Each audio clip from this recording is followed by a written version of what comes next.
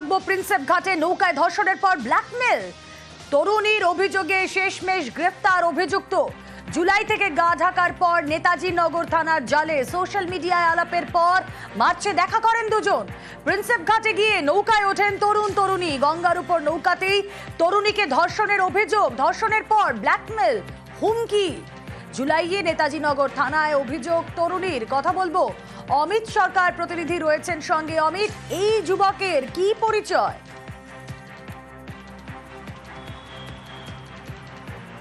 দীপনারায়ণ ভট্টাচার্য বলে যুবককে ইতিমধ্যে গ্রেপ্তার করা হয়েছে, ধর্ষণের অভিযোগ রয়েছে এবং একই সঙ্গে ব্ল্যাকমেল করে দফায় দফায় টাকা নেওয়া হয়েছে তরুণীর কাছ থেকে বা যুবতীর কাছ থেকে, এমনটা অভিযোগ। এবং আজকে তাকে আলিপুর আদালতে পেশ করা হলে সেপ্টেম্বর মাসের 3 তারিখ পর্যন্ত পুলিশ হেফাজতে নির্দেশ দিচ্ছে। অভিযোগ কি বা তরুণী কেন জুলাই মাসে কি অভিযোগ করলে নেতাজি নগর থানায় গিয়ে? অভিযোগ হচ্ছে সোশ্যাল মিডিয়াতে দীপনারায়ণের সঙ্গে পরিচয় হয়েছে নেতাজি নগর থানা এলাকারই এক বাসিন্দা বা তরুণী। তার সোশ্যাল মিডিয়ায় পরিচয় হওয়া, তারপর তাদের মধ্যে ঘনিষ্ঠতা বাড়ে এবং মেসেঞ্জারে প্রথমে তাদের মধ্যে টেক্সট মেসেজ চালাচালি হতো বা কনভারসেশন হতো। পরবর্তী সময় ফোনে তারা কথা বলতেন। তারপরে মার্চ মাসে তারা দেখা করার সিদ্ধান্ত নেন এবং তারা প্রথম দেখা করতে যান প্রিন্সেপ ঘাটে যাওয়ার পর ওই তরুণীকে সেখানে গঙ্গায় নৌকোতে নিয়ে যাওয়া হয় এবং সেই নৌকোতে তাকে ধর্ষণ করা হয়েছে এমনই অভিযোগ। এবং ধর্ষণ করার পরবর্তী সময়ে এই তরুণী ট্রমাটাইজ হয়ে যায় বা একটা আতঙ্কের মধ্যে ছিল এবং তারই মাঝে অর্থাৎ ঘটনার পরবর্তী সময়ে তরুণীকে ফোন করে বিভিন্ন দফাতে তার কাছে টাকা ডিমান্ড করতে থাকে বা ব্ল্যাকমেল করতে থাকেন ওই যুবক।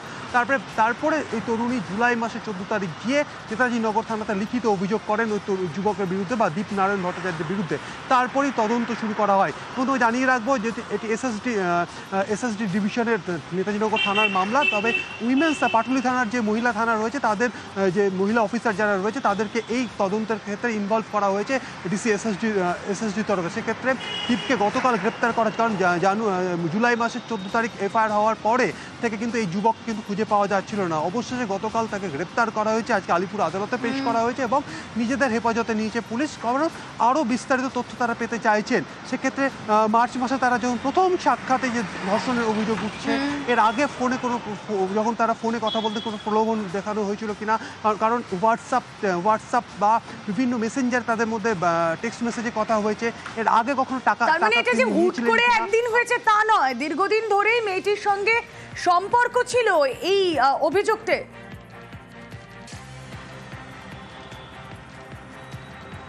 দেখো, অভিযোগকারিনী যে লিখিত অভিযোগ তাতে পুলিশকে তিনি জানিয়েছিলেন যে চলতি বছরের শুরুর দিকে দীপের সাথে তার সোশ্যাল মিডিয়ায় পরিচয় হয়। এরপরে মেসেঞ্জারে তারা কথা বলতেন এবং তারপরে তাদের ফোন নাম্বার শেয়ার দেওয়া নেওয়া হয়। তারপর হোয়াটসঅ্যাপে টেক্সট মেসেজ হয়, তারপরে তারা ফোনে কথা বলতেন।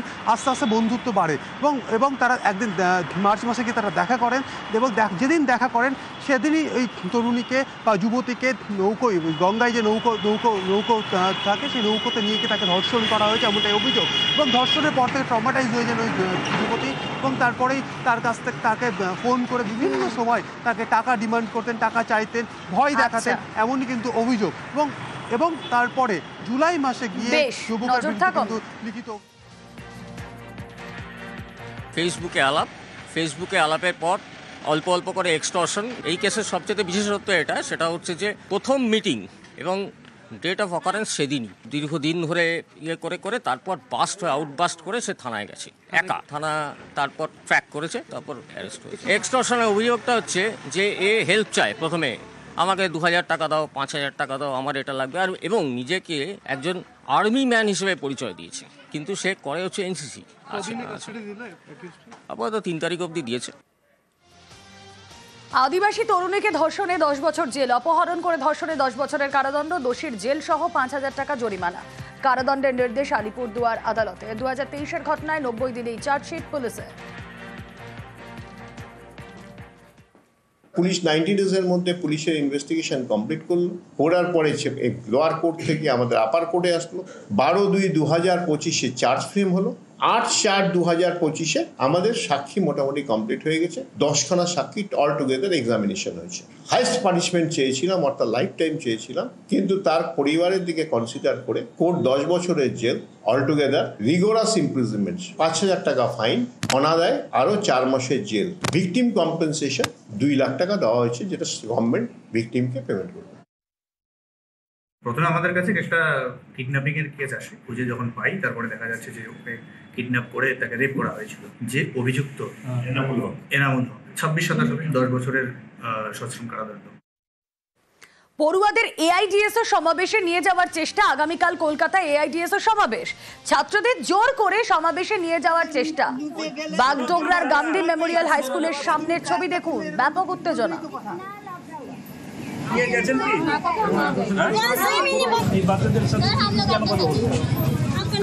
আমি এআইডিএস স্টুডেন্ট অর্গানাইজেশনের পক্ষ থেকে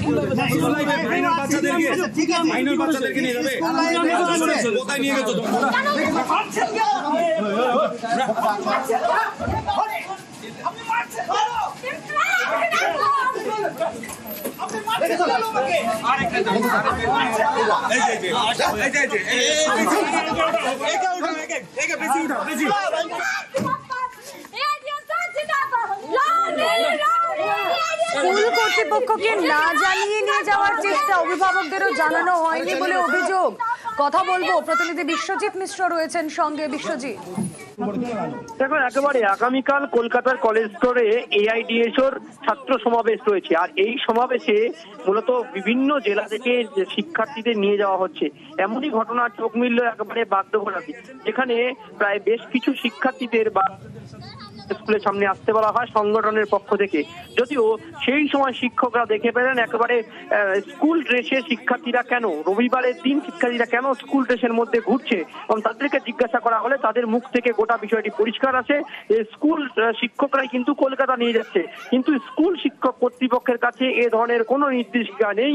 এবং গোটা ঘটনায় যখন পুরো বিষয়টি খোলসা আছে, তারপরে জানতে পারা যায় যে এআইডিএসও এই শিক্ষার্থীদের নিয়ে কলকাতায় নিয়ে যাচ্ছে, যার কিন্তু কোনো অনুমতি স্কুল কর্তৃপক্ষ বা অভিভাবকদের কাছ থেকে নেয়নি এই সংগঠনের সদস্যরা। গোটা ঘটনায় কিন্তু স্থানীয়দের সঙ্গে এবং শিক্ষকদের সঙ্গে এই সংগঠনের মধ্যে ব্যাপক উত্তেজনা পরিস্থিতি তৈরি হয়। বাগডোগরা থানার পুলিশ ঘটনাস্থলে পৌঁছে 3 জন এআইডিএসও কর্মীকে আটক করে। তাদের কাছ থেকে কোনো ধরনের লিখিত আবেদন কিন্তু পাওয়া যায়নি, এবং তারা পুরো ঘটনাটি অস্বীকার করে জানাচ্ছে যে শাসক দলের মদতে কিন্তু এভাবে ভেঙে ফেলা হয়েছে, যাতে কোনোভাবে না নিয়ে যাওয়া হয়। গোটা ঘটনা লিখিত আমি এআইডিএস স্টুডেন্ট অর্গানাইজেশনের পক্ষ থেকে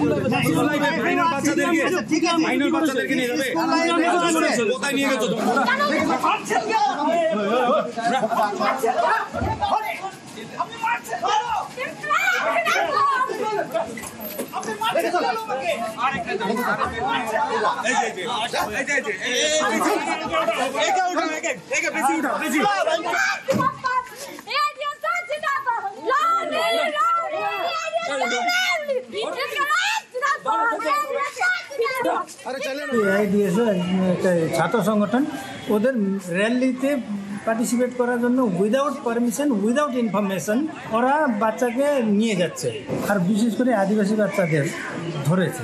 আমরা জানি না যে কে কোথায় কাকে নিয়ে যাচ্ছে। গার্জেনরা তো বুঝতেছে স্কুল থেকে নিয়ে যাচ্ছে, কেন ওরা বলেছে বাড়িতে গিয়ে যে আমরা স্কুলের টিচার। মাইনার সব 14 বছরের নিচের বাচ্চা। আমরা স্কুল গেটে দাঁড়িয়েছি, প্রত্যেকটা স্কুলে, কলেজে, ইউনিভার্সিটিতে, এলাকায় প্রচার করেছি। প্রচার করার মধ্য দিয়ে যে গার্জেনরা মনে করেছে, যে স্টুডেন্টরা মনে করেছে যে না এইখানে আমাদের দাবি দাবা নিয়ে আমাদের আওয়াজ তুলতে হবে, আমাদের যেতে হবে, তারা কিন্তু সেখানে যাচ্ছে, অংশগ্রহণ করছে ইচ্ছাকৃতভাবেই। এটা হলো করিয়েছে এই ঘটনাটা, কারণ আজকে রবিবার, স্কুল বন্ধ। শাসক দলের মদতপৃষ্ট কিছু মানুষজন যারা হলো এটাকে ইচ্ছাকৃতভাবে যাতে কন্ট্রোল করা যায়, ভঙ্গ করা যায়, তার জন্য এই চক্রান্তটা করছে। ফের মামলার জটে এসএসসির নয়া নিয়োগ পরীক্ষায় প্রশ্ন উঠছে। তার কারণ এসএসসি তালিকা অযোগ্য 1806 জন এবার আদালতে যাওয়ার ভাবনা নিচ্ছেন। কোন যুক্তিতে অযোগ্যদের তালিকা? প্রশ্ন, অযোগ্য তালিকায় থাকা এই অযোগ্যদের যাদের নাম রয়েছে তাদের। কথা বলবো, অর্ণব হাজরা প্রতিনিধি রয়েছেন আমাদের সঙ্গে। অর্ণব,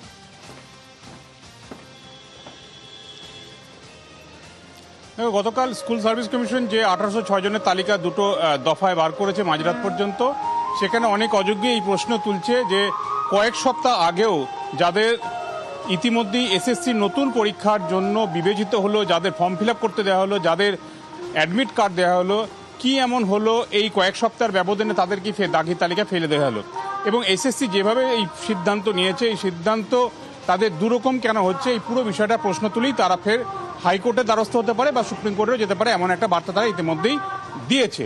এবং তাই সামনে কাল সোমবার থেকে শুক্রবার পর্যন্ত সুপ্রিম কোর্ট এবং হাইকোর্টে আরও এক দফা এজলাসের লড়াই হতে পারে এসএসসি মামলাকে ঘিরে, এমন একটা সম্ভাবনা তৈরি হয়েছে। অন্যদিকে যারা পরীক্ষার্থী ছিল 2016 সালে, তাদের যে যুক্তি ছিল যে কন্টেম্প মামলা ছিল যা সুপ্রিম কোর্টে পেন্ডিং, সেই মামলা শুনানিও আগামী সপ্তাহে রয়েছে বিচারপতি সঞ্জয় কুমার এবং বিচারপতি সতীশ চন্দ্র শর্মার বেঞ্চে। এবং সুপ্রিম কোর্টের নজরদারিতে পুরো নতুন করে এই প্রক্রিয়াটি হচ্ছে, অর্থাৎ নবম, দশম, একাদশ, দ্বাদশ শ্রেণী পরীক্ষা, যেখানে প্রায় 35,000 শূন্য পদে নিয়োগ হবে। পুরনো পদ যেটা বাতিল হয়েছে সেটা সংখ্যাটা 18,000, সেটা প্রায় ডবল করা হয়েছে। কিন্তু যেভাবে দাগিদের অর্থাৎ আয়ের আগে যখন হাইকোর্টের নির্দেশে তালিকা বের হয়, সেই তালিকায় নাম না থাকা, নতুন করে এই তালিকায় নাম জুড়ছে, এই পুরো বিষয়টা কোথাও একটা নতুন করে আইনি লড়াইয়ের বা এজলাসের লড়াইয়ের একটা ইঙ্গিত দিচ্ছে। এবং একই সঙ্গে যারা কালকে দাগি বা টেন্টের তালিকায় এসছেন তারাই প্রশ্ন তুলছেন, যারা যোগ্য শিক্ষক শিক্ষিকা অধিকার মঞ্চে রয়েছেন, যারা নেতৃত্ব দিচ্ছেন, তাদেরও অনেকে, অর্থাৎ যারা দাগি হয়েছেন তারা বলছেন আমরা যদি দাগি হই, এই যারা যোগ্য বলে দাবি করছে, মামলা মোকদ্দমা করছে, তাদেরও অনেকে দাগি, তাদের কাছে প্রমাণ রয়েছে। কাজে সব মিলে বিষয়টা একটা জগা খিচুড়ির জায়গায় চলে যাচ্ছে। এই মেস পরিস্থিতিটার মধ্যে সুপ্রিম কোর্ট নতুন করে হস্তক্ষেপ করে কিনা সেটা এখন দেখার। Rumela,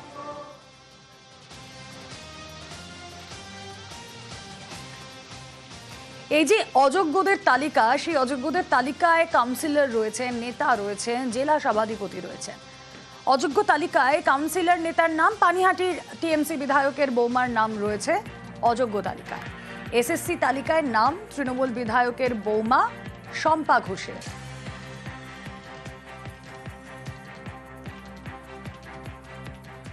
law will take its own course. কে হতে পারে কে হতে পারে না, আইন তো চলছে সুপ্রিম কোর্ট হাইকোর্টে। Law will take it own course. সত্য বেরিয়ে যাবে। নাম যখন বেরিয়েছে শম্পা ঘোষের, আমি এইটুকু বলতে পারি সবটাই হাইকোর্ট সুপ্রিম কোর্টে চলছে।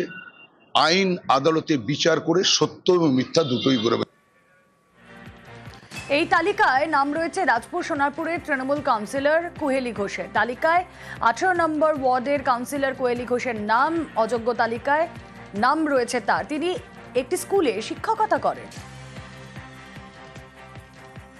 2022 সালের ডিসেম্বর মাসে প্রথম একটা তালিকা বেরোয়, সেখানে আমার নাম ছিল। আমি চাকরিটা আমার নিজের যোগ্যতায় পেয়েছি এবং সর্বোপরি আমাকে যেটা সিবিআই লিস্ট দিয়েছিল, সেই সিবিআইকে আমার চ্যালেঞ্জ করা ছিল যে আমার যদি কোনো জায়গায় আমার অসঙ্গতি প্রমাণ করতে পারে সেটা যেন তারা দেখায়। যদি টেন্টেটিভ হই তাহলে আমাকে কেন ফর্ম ফিল আপ করার সুযোগ দেওয়া হলো, আমার অ্যাডমিট কার্ড কেন এলো। আমি হাইকোর্টে আবার নতুনভাবে কেস ফাইল করছি। দেখা যাক বিচারে, আশা করি সঠিক তথ্যটাই উঠে আসবে। কুহেলি ঘোষের পরেবার আসে পিংলার অঞ্চল সভাপতি অজয় মাঝির কথায়। অযোগ্য তালিকায় নাম রয়েছে তাঁরও।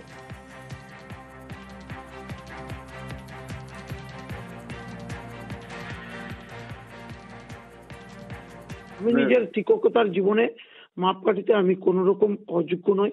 আমার চিন্তা ভাবনা বা আমার শিক্ষার অনুযায়ী আমি এটুকু দৃঢ়তার সঙ্গে বলতে পারি, আমি যথোপযুক্ত শিক্ষা প্রদান করেছি, সেই জায়গাতে কোনো ঘাটতি নেই। এবার এসএসসি কেন, কিভাবে, কি করছে তার আইনি প্রক্রিয়া আলোচনার জায়গা আছে। এই জায়গাতে আমি আরো বিশেষ কিছু বলছি না। অযোগ্য তালিকায় ইসলামপুরের বিজেপি নেতার ভাইয়ের নামও রয়েছে। লিস্টে বিজেপি নেতা অসীম কুমার মৃধার ভাই অনুপ কুমারের নাম। অনুপ কুমারের দাদা জেলা বিজেপির সহ সভাপতি। ইসলামপুরের ধনতলা হাই স্কুলের শিক্ষক ছিলেন অনুপ কুমার। কিভাবে যোগ্যতা যাচাই, প্রশ্ন অনুপ কুমার মৃধার। খুবই দুর্ভাগ্যজনক যদি এরকম কথা থাকে। আর আমি একটাই কথা বলি, তৃণমূল না বিজেপিকে চেনে, না সিপিএমকে চেনে, না কংগ্রেস কেনে। ওরা চেনে শুধু টাকাকে। যে টাকা দিবে তাদেরকে ওরা চাকরি দেবে। এদের এখানে কোনো যোগ্যর কোনো এখানে অধিকার নেই। এখানে অযোগ্য তালিকায় বীরভূমের বিজেপি নেতার স্ত্রী। তালিকায় জেলা বিজেপির কোষাধ্যক্ষ সুরজিৎ সরকারের স্ত্রীর নাম। তালিকায় বিজেপি নেতার স্ত্রী লক্ষ্মী বিশ্বাসের নাম। লক্ষ্মী শ্বশুর বিশ্ব হিন্দু পরিষদের প্রচারক। লক্ষ্মী রামপুরহাটের কুসুম্বা উচ্চ বিদ্যালয়ের শিক্ষক ছিলেন। তালিকায় স্ত্রীর নাম থাকায় চক্রান্ত বলে তো বিজেপি নেতা। বিষয়টা ওরা একদম ঘটালা করে দিয়েছে, রাজনৈতিক কারণে দিয়েছে। নম্বর পেয়েছে, যা বিষয় আছে তাতে নাম আসার কথা নয়, চক্রান্ত হয়েছে। ওই যে লিস্ট বার করেছে, ওই লিস্টের মধ্যে অনেক চক্রান্ত আছে। সেই নম্বরে ওই লিস্টে নাম থাকার কথা নয়, টোটাল ডেটা দেখিয়ে বলবো। আর এই যে স্কুল সার্ভিস কমিশনের লিস্ট তা প্রকাশের পরই তুঙ্গে রাজনৈতিক চর্চা। এবার চাকরি বিক্রি করা নেতাদের নাম প্রকাশ করা হোক, তৃণমূলকে তোপ দেগে দাবি সুকান্ত। অন্যদিকে শুভেন্দু অধিকারীর নাম করে পাল্টা তোপ কল্যাণ বন্দ্যোপাধ্যায়। এইটা অযোগ্যদের সম্পূর্ণ তালিকা নয়, মন্তব্য বিজেপি রাজ্য সভাপতি সমীর ভট্টাচার্যের। পাল্টা বিজেপিকে তোপ কুণাল ঘোষের। এই বোধোদয় যদি আগেই হতো তাহলে তো যারা যোগ্য তাদের তো কোনো পরীক্ষা দিতে হতো না। গাধা জল খায় ঘোলা করে খায় নাকি? এর মধ্যে কোনো দূরভিসন্ধি আছে? নেতাদেরকে টাকা দিয়ে যারা চাকরি পেয়েছে, যাদেরকে টেন্টেড বলা হচ্ছে, তাদেরকে আমি অনুরোধ করব, আপনাদের নাম যদি লিস্টে আসে তাহলে আপনারাও একটি লিস্ট জারি করুন যে কোন তৃণমূল নেতাকে আপনাদের কত টাকা দিতে হয়েছিল। জেলায় জেলায় পাবলিশ করুন, না করতে পারলে আমাদেরকে দিন। পোস্টার করে করে বড় বড় কাট আউট সহ সেই তৃণমূল নেতাদের কর্মকাণ্ড বাংলার জনগণের সামনে তুলে ধরবো, আপনাদের সামনে তুলে ধরবো। সুকান্ত মজুমদার লিস্ট দেখে দেখে বলে দিই যে বিজেপির কতগুলো লোকের মধ্যে ছিল, শুভেন্দু অধিকারীর কতগুলো লোক ওই লিস্টের মধ্যে রয়েছে পূর্ব মেদিনীপুর, পশ্চিম মেদিনীপুর, বাঁকুড়ায়, সেটা সুকান্ত মজুমদারকে দেখতে বলুন। শুধু তৃণমূল নেতা কেন, বিজেপি নেতা নেতৃত্বের নাম এসেছিল, সব শুভেন্দু অধিকারী অভ্যাস করিয়েছে, দুটো মেদিনীপুর আর বাঁকুড়া, এবার সবচেয়ে বেশি ওইখান থেকে এসছে। দেখুন, রাজনৈতিক কথা বলে বাজার ফাটিয়ে লাভ নেই ভাই। হিম্মত থাকে, সিট ধরা সোজা থাকলে যান সুপ্রিম কোর্টে গিয়ে মামলা করে বলুন এই লিস্ট বোগাস বা এই লিস্টে অযোগ্য বলে যারা বলেছে তারা অযোগ্য নয়, যা আছে সব কোর্টে হবে। এটা সম্পূর্ণ অযোগ্যদের তালিকা নয়, সংখ্যা এটা নয়, সেটা প্রত্যেকের জানা। তবে সরকার এই তালিকা প্রকাশ করে প্রমাণ করলো যে দুর্নীতি হয়েছে, তাতে একটা আইনি শিলমোহর সরকার নিজেই লাগিয়ে দিল। এবং এই সরকার চাকরি চুরি করেছে, গোটা শিক্ষা ব্যবস্থাকে ধ্বংস করেছে। আজকে হলফনামা দিয়ে সেটাই তারা জানিয়ে দিল।